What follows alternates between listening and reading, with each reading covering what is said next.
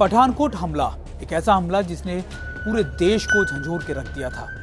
दुनिया सोचने लग गई थी और फिर भारत ने कई और एक्शन लिए। पठानकोट हमले के बाद कुछ वक्त बीता ही था कि भारत ने एक बार फिर एक बड़े अटैक का सामना किया और वो था उरी अटैक। 18 सितंबर 2016 में उरी अटैक को एलईटी के टेररिस्टों ने अंजाम दिया, जिसमें हमारे कई सैनिकों की मौत हो गई। इसके बाद पूरी दुनिया हमारी तरफ देख रही थी और फिर तैयार किया गया सर्जिकल स्ट्राइक पार्ट 2। पहला सर्जिकल स्ट्राइक यानी मणिपुर यानी म्यांमार के उन बॉर्डर के इलाकों में जहां पर जिन्होंने हमारे डोगरा सोल्जर्स पे हमला किया था, और उसके बाद सर्जिकल स्ट्राइक 2 की तैयारियां की गई।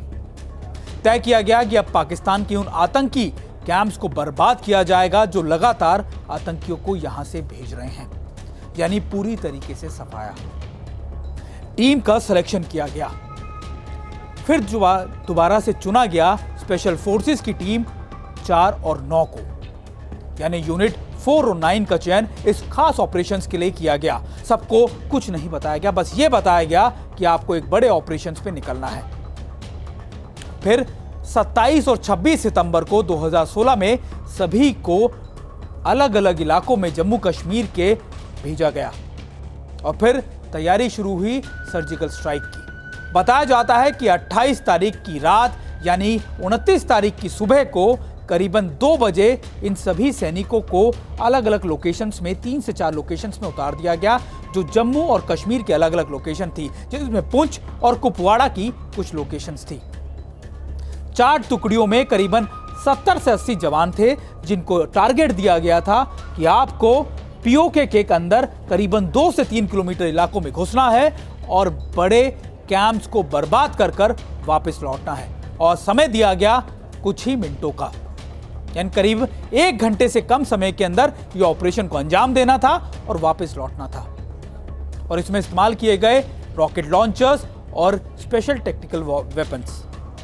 भारतीय सेना की टुकड़ियों ने इस सभी ऑपरेशंस को अंजाम दिया। करीबन 4 से 5 बड़े टेररिस्ट, क्या आप कह सकते हैं कि लॉन्च पैड्स को बर्बाद कर दिया गया, जिसमें करीबन 35 से 50 आतंकियों को मार गिराया गया। यह ऑपरेशन इतना बड़ा था कि किसी को भनक तक नहीं लगी और इसके बारे में जानकारी कुछ चुनिंदा लोगों को ही दी गई थी, और इसकी तैयारियां भी ऐसी थी जिनको टॉप सीक्रेट रखा गया। ऑपरेशन खत्म हुआ और सबसे खास बात यह थी कि भारतीय सेना का एक भी जवान इस पूरे स्ट्राइक में किसी भी तरीके की कैजुअलिटी का सामना नहीं करना पड़ा। सभी सुरक्षित वापस अपने इलाकों में आए और फिर 29 तारीख को भारत ने दुनिया के सामने अपने सर्जिकल स्ट्राइक पार्ट 2 के बारे में दुनिया को बता दिया। यह बता दिया कि कैसे हमारे शूरवीरों ने एक बार फिर अपने सामने दुश्मनों को न सिर्फ घुटने टिका दिए, बल्कि खुद उनके इलाके में घुसकर उनके कैंप्स को बर्बाद कर दिया गया। 2017 में करीबन 19 से ज्यादा जवानों को इस सर्जिकल स्ट्राइक के लिए सम्मानित किया गया, जिसमें कीर्ति चक्र जैसे बड़े चक्र भी शामिल थे या फिर अवार्ड्स भी शामिल थे। दरअसल सर्जिकल स्ट्राइक पार्ट 2 ने एक तस्दीक कर दी कि अब अगर आतंकी हमला हुआ तो फिर भारत चुप नहीं बैठेगा, बातचीत कर कर, निंदा कर कर उस मामले को शांत नहीं होने देगा। यानी भारत इलाकों में घुसेगा, वहां पे टारगेट करेगा और वापस आएगा, और ये चलता रहेगा जब तक पाकिस्तान की तरफ से स्पॉन्सर्ड टेररिज्म बंद नहीं हो जाता।